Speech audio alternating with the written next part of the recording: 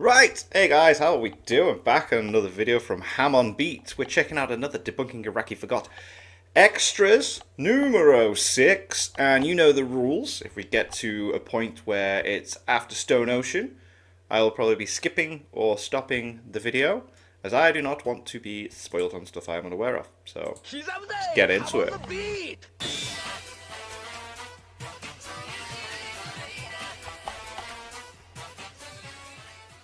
Welcome back to another installment of Debunking Araki Forgot, where I go back and answer JoJo fans' questions that I haven't already covered. It's been a little while now, so I think I've been able to put together a nicely sized list this time. Cool. The first topic is related to Cars in Part 2. I've seen some people say that Cars' attitude towards nature was inconsistent.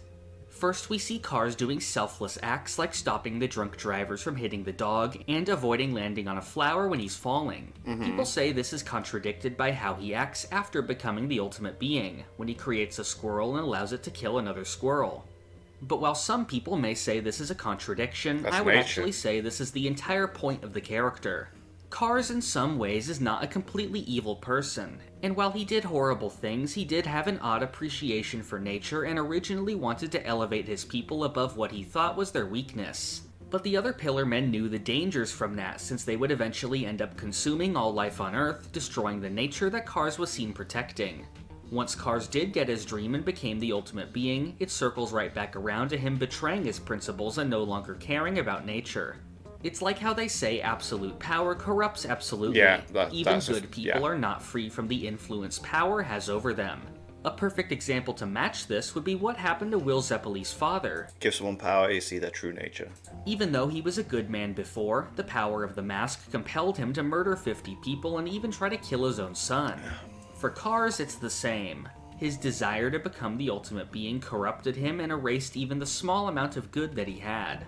For the next topic, this person asks how Smokey was able to say he knew Joseph for 6 months, when the story of Part 2 only takes place across 30 days. This is a misconception. The place where this person got that figure was most likely from Wamu and SEDC's Wedding Rings of Death, which were said to dissolve into poison within 30 days. However, that only accounts for the time from when the rings were inserted to the battle with Wamu. The story had actually been going on for quite a while already before that started. According to Smokey's narration in the first chapter, he met Joseph in fall of 1938. At Joseph's funeral, we can see that it's 1939, meaning months had definitely already passed while Joseph knew Smokey, subtracting the 2 weeks between Cars' defeat and the funeral.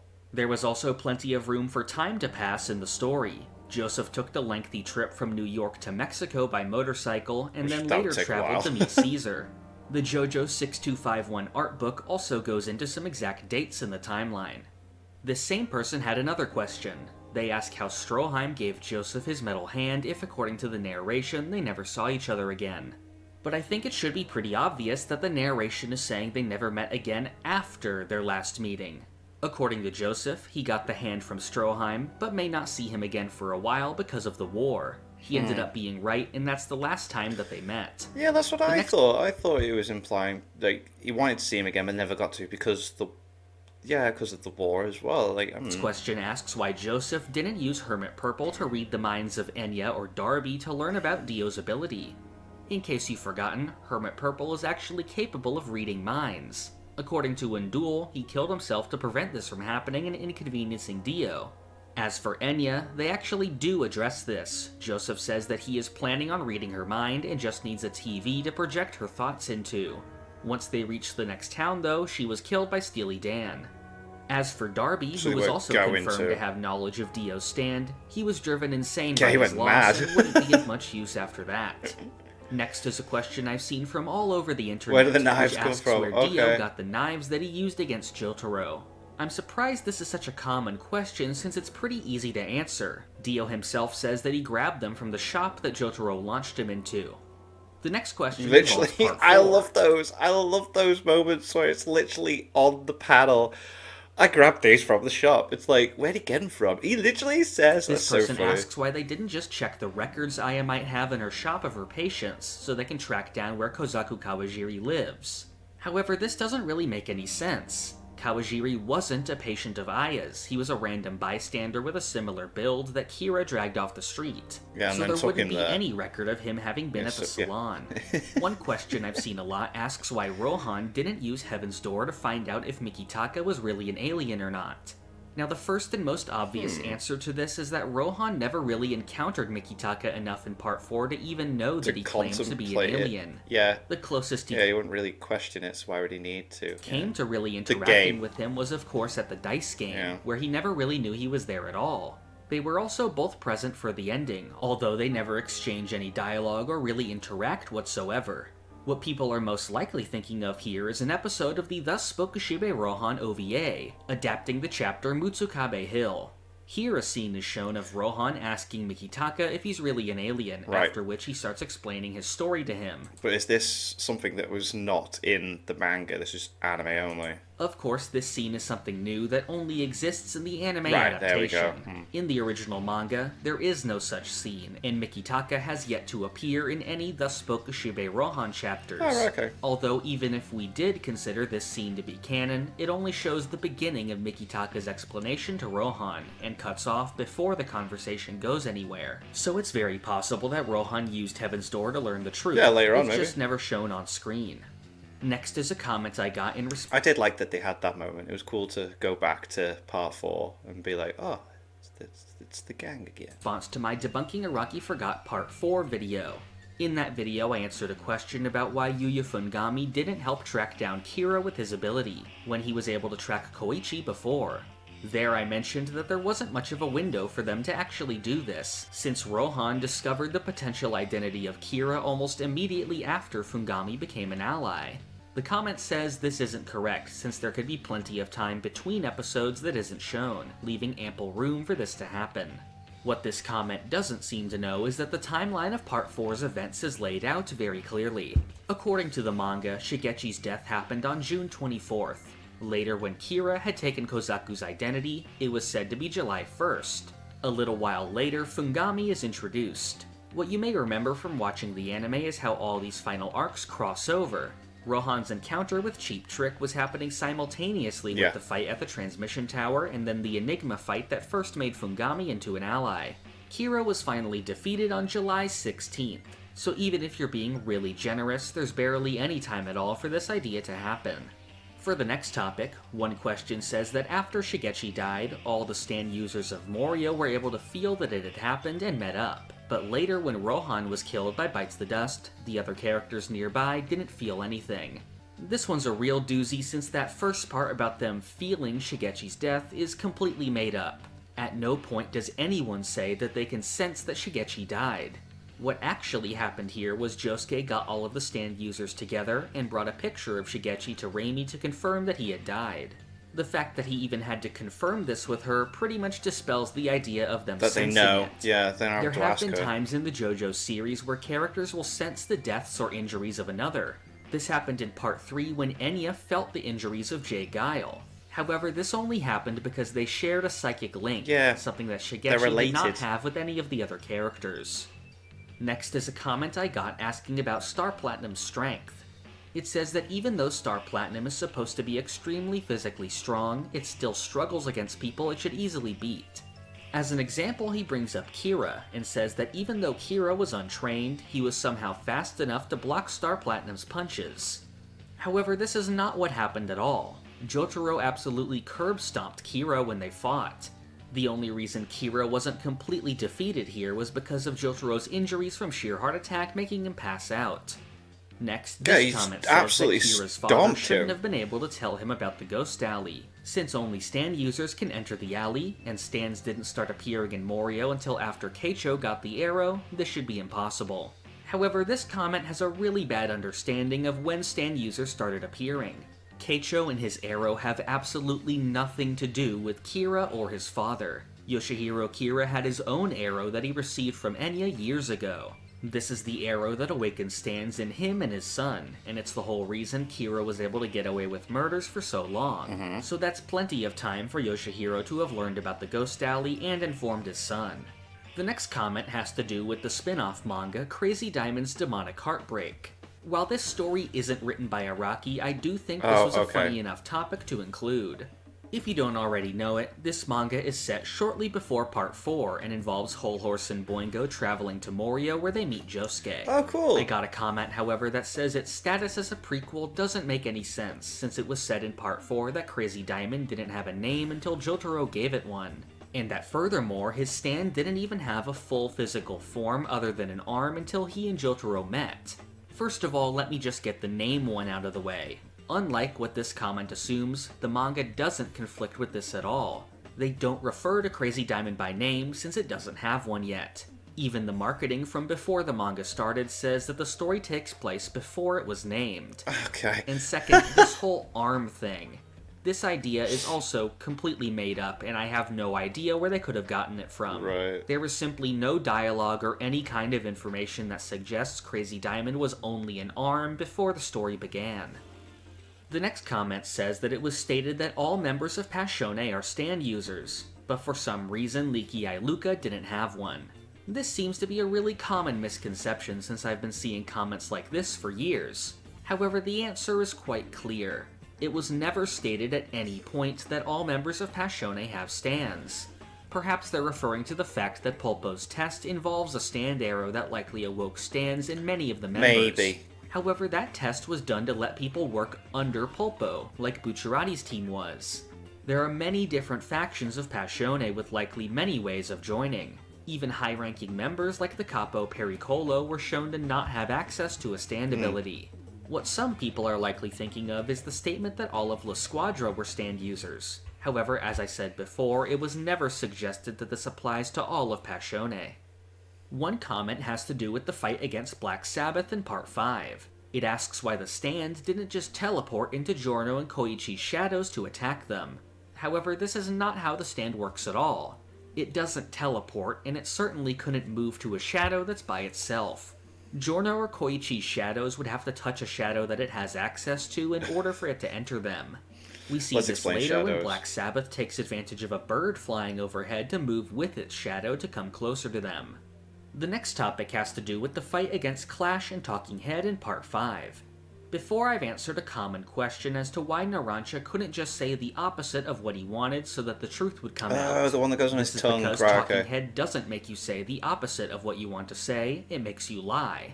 If you were to purposefully lie while under the effects of Talking Head, nothing would happen and the lie would just come out normally. Right. However, someone responded to this by saying that Narancia actually did do this, when he tricked the enemies by saying the opposite of what he meant and allowing Talking Head to reverse it. This isn't what happened at all, though. In this scene, Narancia purposefully says out loud that Squalo got away. However, this was a lie. He actually hadn't got away, and Narancia only said this to trick him into thinking he was safe. Right, yeah. Just like I said before, he said a lie on purpose, and it came out as a lie, not as the truth. Next, this comment asks how Cioccolata suddenly got his arm back during Giorno's beatdown, when moments before it was away holding Mista hostage. This is another easy one since, as we can see, at no point does he actually get his arm back. It's missing for the entirety of the scene. Right, there we go. What this person may be thinking of is the anime, which does make the error of having his arm suddenly reappear. Oh dear. Next, I got a comment asking how Versus was able to take Weather's memory disk from Pucci, when this is just a memory of the disk and not the real one. However, this is not what happened at all. First, Versus looked at a memory of Pucci from a short time earlier. The memory is a perfect recreation of him, so it showed that the disc was in his pocket. Versus read the contents of the disc and realized why Pucci was hiding it. So later he took the disc from Pucci himself and sent it away to Weather. As Pucci explains, he grabbed the real disc when he was being launched away by Jolene. I got another person commenting that talks about the moment right after Weather gets back his memory. They ask why Weather mentions that he's going by Weather Report now, when later we see in the flashback that people always called him Weather. While it is true that in the past Wes was called Weather as a nickname, he was not called the full name Weather Report. He wasn't called that until after he lost his memory, which is what he's referring to here. Next is a question I've been seeing a lot lately. I would say that since the release of the Part 6 anime, this is the biggest topic to be asked about. Right. Some people are confused as to how Pucci was able to move and see inside of Jotaro's time stop shortly before he got made in heaven. The reason he can do this is because by having Sea Moon and reaching the coordinates laid out in the plan, Pucci had complete control over gravity. According to the Made in Heaven stat page, gravity and time are linked together. Yeah, they're so quite having similar, complete aren't they? control over gravity would give you Means in control time, over yeah, time. yeah. Hence why Pucci was now able to move in time stop and why his stand evolved into a time-related one. The next comment asks about the final battle of Part 6. It says that since Diver Down was inside all of the characters to take damage for them, Jotaro shouldn't have been worried about the knives hitting Jolene, since they would just hit Diver Down instead. However, this is ignoring the fact that Anasui was just killed after Pucci stabbed him with Stonefree's arm. Since he's dead, the stand would no longer be active to protect do what it's Jolene. meant to, yeah. Next, I've gotten a few different comments asking how Emporio was able to make Pucci insert the weather report disc, when at this point Pucci no longer has access to Whitesnake. However, at no point was it ever necessary to use Whitesnake to insert a disc. We saw before then many characters were able to insert and read discs, and of course Jotaro had both discs inserted into him to save his life. So Pucci would not need Whitesnake to do this at all. Perhaps some people are confused as to why Pucci had to be the one to do it and then assumed his stand must be involved. However, Whitesnake itself has nothing to do with that. As I've explained in other videos, Pucci was the only one in the new universe not controlled by fate. So to make a large change in fate like inserting the disc, Emporio needed Pucci to be the one to do it. Yeah, he's the one that could do it, yeah. This next comment asks how it's possible that Polnareff could find the Beetle Arrow if in the new universe Pucci no longer exists. I honestly have no clue what could lead someone to think that these things have anything to do with each other. According to the comment, Pucci would never be able to travel to Egypt to leave the arrow there for Polnareff to find. Of course, this doesn't make any sense, since Dio was the one to bring the arrow to America from Egypt in the first place. Next, they say that if it weren't for Pucci leaving the arrow in a village, Polnareff wouldn't have been able to find it like we saw in Part 5. This also makes no sense, since the scene being described is from years later after Polnareff was crippled by Diavolo, when he's hiding out in an Italian farmhouse. In that scene, he explicitly mentions that the arrow displayed on the wall is one that he had previously discovered in Egypt, where it would be anyway whether Pucci received it or not. Finally, the commenter doesn't seem to remember Dio being involved in this at all, and wonders how Polnareff could have possibly found the arrow in Egypt if Pucci hadn't left it there. Of course, what actually happened was that Polnareff found this arrow in the 1990s when he and Jotaro investigated them by traveling to Dio's mansion in Egypt. Another comment I've gotten asks how thus Spokushibe Rohan is canon when its placement in the timeline conflicts with the ending of Part 6. The comment says that the chapter Hot Summer Martha takes place in 2021, while in Part 6 the universe ended in 2012, making this impossible.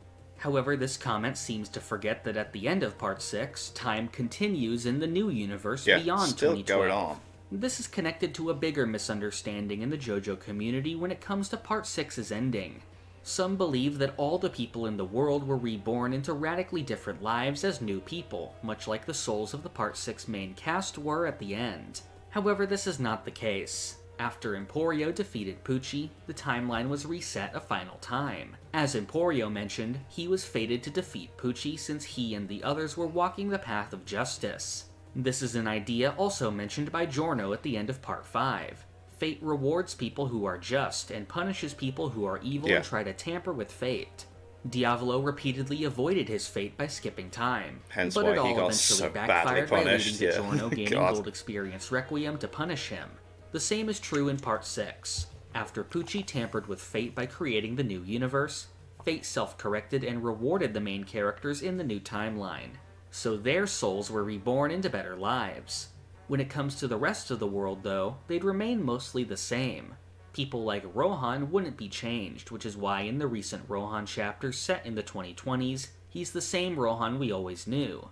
He and everyone else from the previous universe just now exist in the same universe as the reborn Part 6 characters.